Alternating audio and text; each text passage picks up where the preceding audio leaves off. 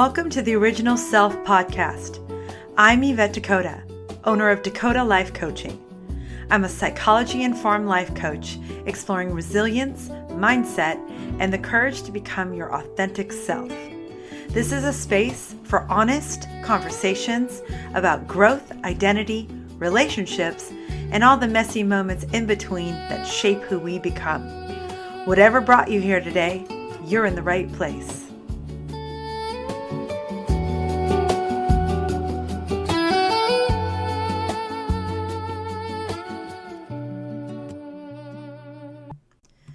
I've noticed over the years that standing behind a salon chair and coaching individuals, people rarely come in for just a hair service or a single topic. They come to me carrying doubts, fears, dreams, and questions about who they are becoming. Over time, I realized that beneath all the noise of expectations, criticism, and life's pressures, there's a version of ourselves that still exists. Let's explore the authentic algorithm. Can AI enhance or hinder who you really are? Over the last month or so, I have been speaking to clients and listening to podcasts and news about how AI is taking over just about everything. Advertising and marketing, to news, songs, and audiobooks, and to the obvious AI-generated content flooding social media reels and stories. I think it's fun to watch media reels of dogs dancing in sync or barking out a sentence, yet no one is fooled by it. But watching celebrities, athletes, or politicians say something they never said, voices and mouths perfectly matched, is where I start to feel unsettled. People fall for these falsities, and as misinformation has shown us over the last decade, when we start to believe a false narrative, a small divide becomes a chasm between people, viewpoints, and feelings. I have a heightened concern about businesses increasingly pressured by wealth and power to abandon any guardrails that companies may want to install on the use of AI. I worry about American jobs becoming extinct in a mere decade or less. What would we do for money? What would we do with our time? How will we learn new things that make our minds and bodies stronger? How will we connect, either empathetically or in real life? Will we all become like the characters in the Apple TV series Pluribus, where AI merges all of humanity into a single collective consciousness, peaceful on the surface, but stripped of every individual thought and impulse that makes us who we are? And then a thought turned me inward. Hadn't I used AI for prompts and spelling and grammar checks? Didn't I rely heavily on AI to build the first rendition of my website? Because the whole field was new to me and I felt very unsure about my ability to communicate who I was and what I wanted to present to the world. I wondered whether using AI would quietly erode everyone's creativity and critical thinking abilities, and whether leaning on it the way some people lean on an emotional support dog for comfort rather than capability might do more harm than good. So what is AI? What isn't AI? In case you have been living under a rock in the last few years, AI at its core is a technology trained from an enormous amount of human-generated information, designed to learn from it, reason with it, and communicate in ways that can feel surprisingly human. It doesn't feel, intuit, or originate. That distinction matters enormously when we are talking about authenticity. The first time I used AI, it seemed similar to a Google search, but now it feels like it's a totally different beast. The more it starts to reason and communicate, the more my psychology-informed, curious brain here's the faint beep of a dying smoke alarm. So I started thinking about the many conversations with friends, family, and clients I've had about how they use AI in their personal lives.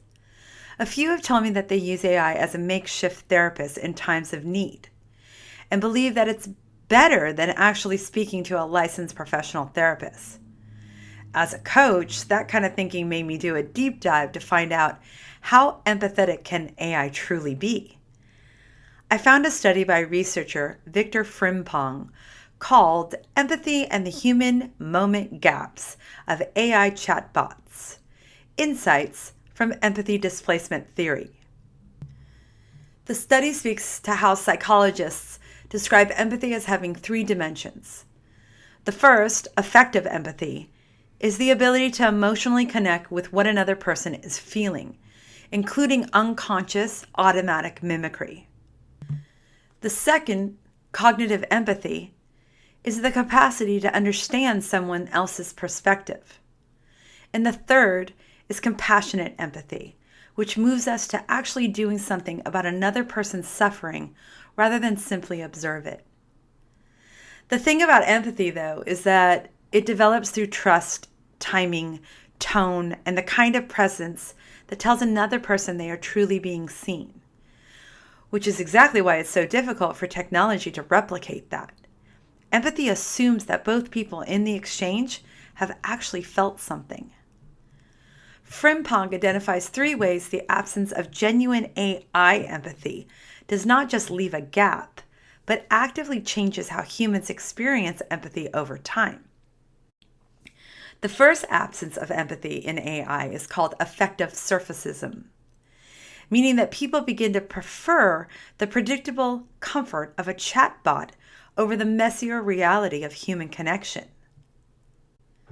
The second absence is memory fragmentation, which shows that a lack of any relational history distorts how we value empathy in our human relationships. The third part is moral framing mismatch, which showcases how organizations begin to prioritize efficiency over genuine care. Together, these three gaps form the foundation of what Frimpong calls empathy displacement theory. AI simulated empathy doesn't just fill the space where real empathy used to be. It gradually retrains us to accept the imitation as the real thing, until the most pressing question is no longer whether AI can care about us, but what happens to us when we become used to the version of care it offers. So, even though many feel truly heard, supported, and seen by the AI therapists, it's not programmed yet to know how the person feels through their own similar experiences. And it can't mimic facial expressions, gestures, or tone to allow the human on the other side of the screen to feel really connected. Take a moment to consider this. Think about a time you felt genuinely heard by another person. Not just agreed with, but truly heard. Could that moment have happened with a chatbot? If your answer is no, what does that tell you about what you actually need from the people in your life? On my quest to find out if AI enhances or hinders our real selves, I reached out to two people who live and breathe the world of AI. The first works for a major AI company whose mission centers on safety and honesty.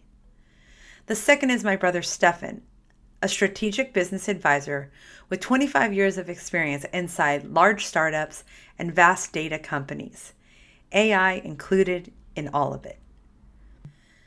My contact at the major AI company and I have talked many times about it, specifically around the eventual programming and processing of emotions by chatbots, which is his main job.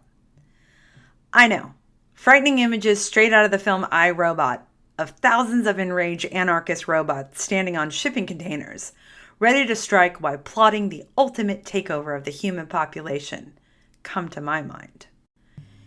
He told me that AI will get closer to replicating human emotion, but it will never be a one-to-one match, and oversimplifying that distinction is part of the problem. If some form of independent intelligence does emerge, it will have developed from an entirely different set of parameters than humans, with no micro-expressions, no physiological cues, and no instinctive sensitivity to the subtle signals we read in one another constantly. He said that AI may actually surpass us in objective decision-making because of how efficiently it processes information, but it can't gather emotional data the way a human does. As he put it, I might say one thing and my body language will tell a therapist something completely different. There is no way for AI to know that piece. Stefan sees AI as a force that gradually erodes self-creativity and breeds reliance, making people increasingly dependent on it across nearly every area of life. He also points to mounting evidence of how quickly it is eliminating jobs. And while he believes a bounce back will eventually come for those who learn to master it creatively, he warns that AI will largely wipe out what remains of the middle class and drive poverty rates significantly higher over the next 1 to 3 years, simply by making entire categories of human work obsolete. Listener, consider this. What is the one thing you do, either in your work or your personal life, that you believe only a human being could do? And how certain are you that it will still be true in 5 years? So those are some of the ways AI can work against who we are, but can it also enhance our original selves? A client recently told me she was struggling with her family and had to turn to a chatbot for support. After several conversations, I warned her that AI is the ultimate people pleaser and may not challenge her thoughts and beliefs the way a therapist or coach would. But what she described was something different. She was using it to journal, to identify her own thinking patterns and ruminations, and to get to the crux of her emotional distress so she could frame it clearly, both to herself and to professionals. She used it as a sounding board for deeper self-reflection and to clarify what her core values actually are. It even suggested a psychological concept that she completely identified with. That finally led her to a course that she is now working through. The way she uses it offers her a glimpse of her original self, and that in my book is a win. Personally, I use AI to get unstuck. Whether it's a word I dropped out because I typed too slowly, a jumble of words that are a complete run-on sentence that could use a little help from the concise tab, or amplifying my message without diluting what I meant when I wrote it the first time. In coaching, or heck, all communication, the clearer I project, the quicker and deeper someone can reflect on the subject. So I ask you, think about how you currently use AI, or how you might use it. Are you bringing your own thoughts and questions to it and letting it help you go deeper?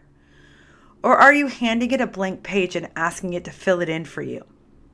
The answer to that last question matters more than you might think. So where does that leave us? AI is not going anywhere.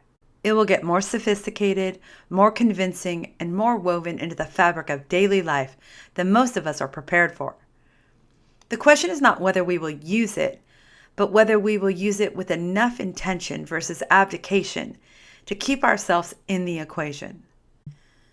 What I've come to believe through my own experience, research, and through the people I have spoken with while preparing this episode is that AI becomes a problem for the original self the moment we ask it to think for us instead of with us. The moment we hand it our voice and call the result our own. The moment we turn to it for the kind of comfort and connection that is only built between two people who have actually had lived experiences. But when we bring our own ideas, our own questions, our own half-formed thoughts, and let AI help us shape them into something clear, that is a tool in service of the original self and not a replacement for it. It's the ladder, not the climber. My brother Stefan, along with many scientists and economists, sees the devastating financial consequences coming. They are real and they are very serious. My contact inside the AI industry sees the empathy gap widening and the very possible ability to eventually learn emotions on its own terms. And that deserves our utmost attention.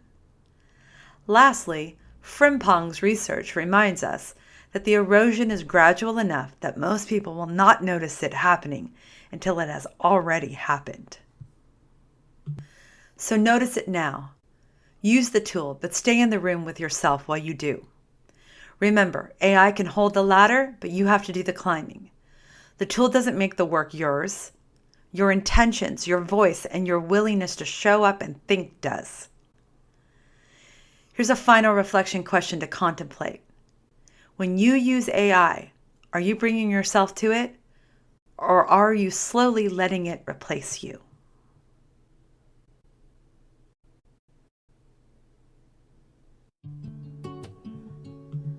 Thank you for listening to the Original Self podcast. If these reflections resonate with you and you'd like to explore your own growth, you can learn more about my coaching at DeCotaLifeCoaching.com.